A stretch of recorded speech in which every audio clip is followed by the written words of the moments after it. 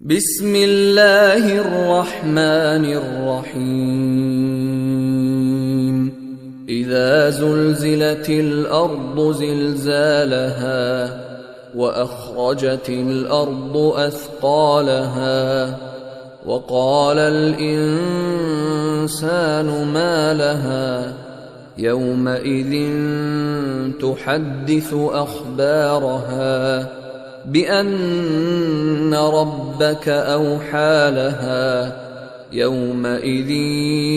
يصدر الناس أشتاتا ليروا أعمالهم فمن يعمل مثقال ذرة خيرا يره